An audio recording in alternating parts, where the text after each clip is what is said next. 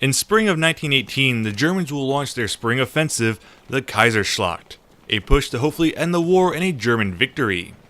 This offensive was to be Germany's last of the war, and in fact, the very last battle of this offensive, which actually helped turn the tide for an Allied victory, was the Second Battle of the Marne, a German offensive that quickly became an Allied counteroffensive, routing them back to Soissons.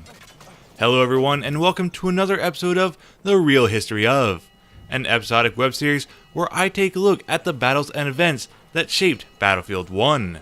I'm Christopher, the video game historian, and on this episode, I'll be taking a look at the real history of the Second Battle of the Marne.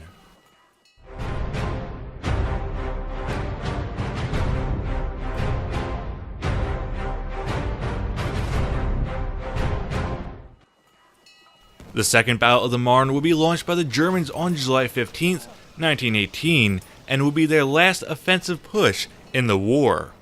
General Ludendorff was convinced that the best way to end the war in a German victory would be to push a main offensive through Flanders, while a divisionary offensive was launched at the Marne.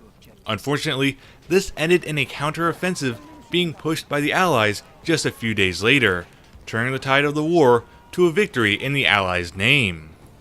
The attack was launched on the back of their previous Chemin des Dames offensive as part of their Kaiserschlacht.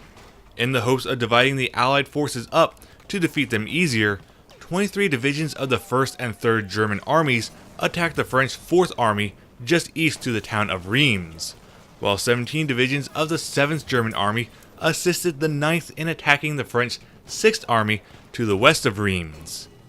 After an initial bombardment of artillery on the French lines, the Germans began to advance. On the eastern front of the battle, the Germans were halted by 11 a.m.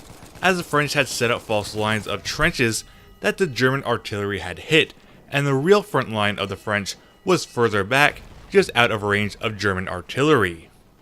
The attack on the western front was a little more successful, but not by much.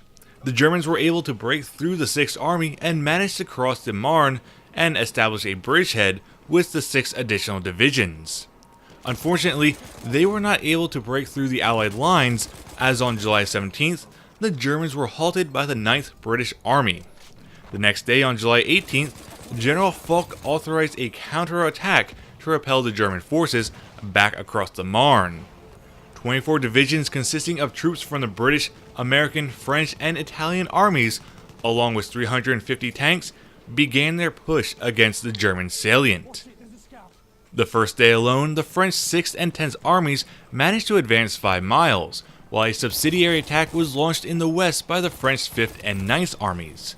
By July 20th, the Germans had ordered a full retreat and were being pushed back from their defenses at Chateau Thierry. Within the next 2 weeks, by August 3rd, the Germans were pushed back to the Aisne-Valais rivers, where they had once begun their spring offensive. All the progress they had managed was undone in a few short days. The momentum of the Allies would finally be halted on August 6th by entrenched Germans, but by then it was too late. The Germans lost all their progress that they had made during the Kaiserschlacht and was pushed back to their starting position. This upset forced General Ludendorff to cancel his Flanders attack and had weakened the German army. The tide of the war was now in the Allies' hands, and this counteroffensive saw the beginning of the 100 Days Offensive for the Allies, which would bring an end to the war in November. For the remainder of the war, the Germans made no further large-scale offensives. Casualties on both sides were high, as the Germans lost roughly 168,000 men, while the Allies suffered 120,000 combined, 95,000 of which were French casualties, with the remaining 25,000 split between the American and British forces. That's all for this week's episode. I know it was a little short, but hopefully you enjoyed it anyway, and if so, please leave a like, subscribe to my channel, and leave your comments down below. Also, don't forget to follow me on social media with Twitter and Facebook, as well as on my Discord server, link in the description below. I'm also on the Xbox One, now under the name Bacon Rebellions, as well as in the Forum Feelers Platoon on the PlayStation 4. Until next time, I will see you on the battlefield.